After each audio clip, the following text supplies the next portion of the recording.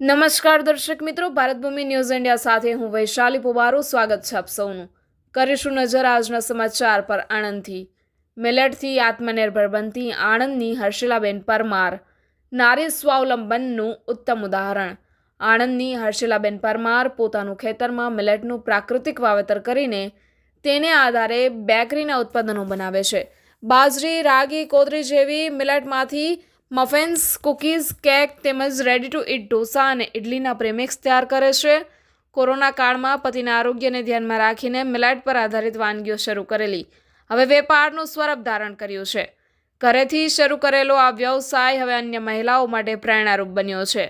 મહિલાઓ માટે healthy breakfast વિકલ્પ પૂરા પાડતી હર્ષિલાબેનની સ્થાપના સ્વાવલંબનનું જીવંત દ્રષ્ટાંત રજૂ કરે છે. Bureau report, Bharatbhumi news India, Anand. નમસ્કાર, મારું નામ હર્ષિલા પરમાર છે. હું આણંદ, ગુજરાતમાં રહું છું.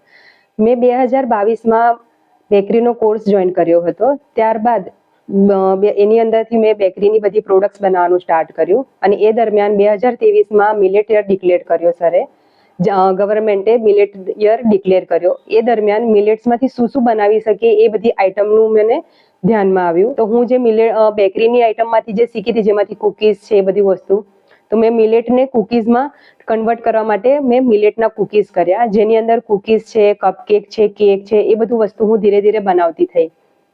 હવે આ વસ્તુને માર્કેટમાં મૂકવા માટે મારે એક સ્ટેજ જોઈતું હતું.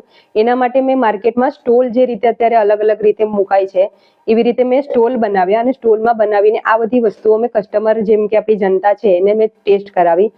પબ્લિકનો બહુ સારો એવો રિસ્પોન્સ મળ્યો. એનાથી મને આનંદ થયો કે ચલો હવે આની અંદર આગળ વધી શકાય છે. એના લીધે અમે પછી અમારું કોવિડ પછી અમારા ફાર્મ પર અમે અમારી ખેતી સ્ટાર્ટ કરી, જે પ્રાકૃતિક ખેતી કરીએ છીએ એની અંદર કાંગ, હરિકાંગ, બાજરી, જુવાર, રાગી, રાજગરો એ વસ્તુ અમે ઉગાડવાનું ચાલુ કર્યું અને ત્યારબાદ એનું પણ સેલિંગ પણ ચાલુ કર્યું.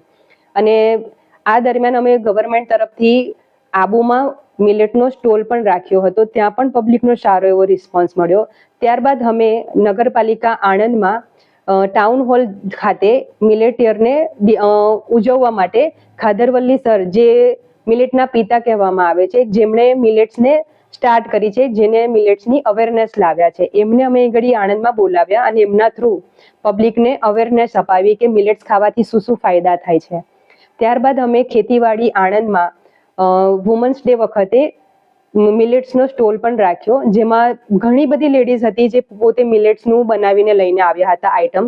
એની અંદર છે જુવારનો હાંડવો છે, બાજરીનો હાંડવો છે, ઢોકળા છે, એ બધું બનાવીને આવ્યા હતા. એમાં અમે અવેરનેસ લાવવા માટે મેં એક નાનો ડેમો તરીકે મિલેટનો ઉપમા બનાવીને ત્યાં લેડીઝ હતી એ બધાને અમે બતાવ્યું હતું કે મિલેટનો ઉપમા પણ આપણે બ્રેકફાસ્ટમાં કઈ રીતે લઈ શકીએ છીએ.